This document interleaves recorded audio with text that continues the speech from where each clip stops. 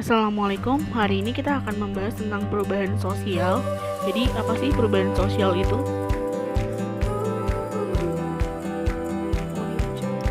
Perubahan yang terjadi di masyarakat meliputi perubahan norma-norma sosial, pola-pola sosial, interaksi sosial, pola perilaku, organisasi sosial, lembaga kemasyarakatan, lapisan-lapisan masyarakat, serta susunan kekuasaan dan wewenang.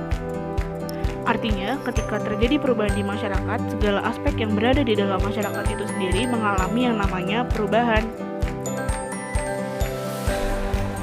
Lalu, kenapa sih manusia pasti mengalami perubahan? Yang pertama, karena rasa tidak puas terhadap keadaan dan situasi yang ada. Jadi, kenapa manusia pasti mengalami perubahan? Karena setiap dari kita pasti mengalami ketidakpuasan terhadap diri kita sendiri. Yang kedua, adanya keinginan untuk melakukan perbaikan taraf kehidupan. Manusia pasti ingin yang terbaik bagi dirinya sendiri, sehingga pasti ada keinginan untuk melakukan perubahan taraf kehidupan dari kelas bawah menuju ke kelas atas. Lalu yang ketiga, adanya penyesuaian terhadap keperluan, keadaan, dan kondisi yang baru. Jadi ketika ada kondisi yang baru, otomatis manusia akan mengalami yang namanya perubahan. Yang keempat, sikap terbuka terhadap hal-hal baru. Ketika terjadi hal-hal baru, maka kita pasti mengalami perubahan. Apalagi jika sikap kita terbuka terhadap perubahan, sehingga diri kita perlu melakukan adaptasi terhadap hal-hal yang baru tersebut. Yang terakhir, sistem pendidikan memberikan nilai-nilai untuk meraih masa depan yang lebih baik. Artinya, ketika kita semakin tinggi jenjang pendidikannya, maka manusia semakin cepat untuk mengalami perubahan. Karakteristik perubahan sosial. Yang pertama, tidak ada masyarakat yang berhenti berubah. Artinya, semua masyarakat, cepat atau lambat, pasti mengalami perubahan, sehingga tidak ada yang benar-benar berhenti berubah. Yang kedua, perubahan yang terjadi pada salah satu lembaga akan diikuti oleh lembaga lainnya. Contohnya, salah satu lembaga melakukan pembaharuan dalam bidang IT.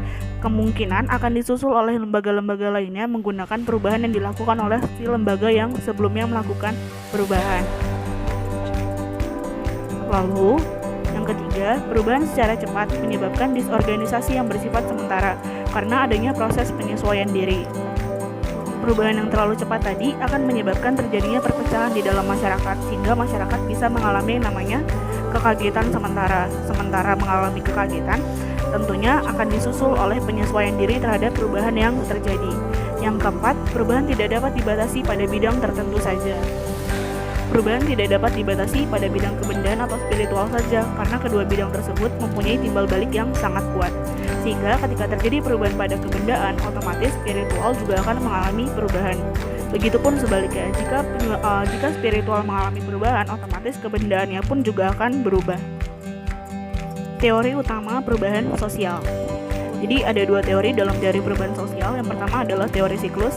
Teori siklus ini melihat perubahan sebagai sesuatu yang berulang-ulang. Artinya perubahan yang terjadi saat ini adalah bentuk perubahan yang terjadi di masa lampau. Begitupun sebaliknya, semua akan terus berulang dan berulang. Berikutnya ada teori linier. Dalam teori ini dipercaya bahwa perubahan dapat diarahkan ke titik tujuan tertentu, seperti dari masyarakat tradisional ke masyarakat modern yang kompleks. Artinya dalam teori linier diharapkan perubahan ini menuju ke arah yang lebih baik ke depannya. Seperti itu.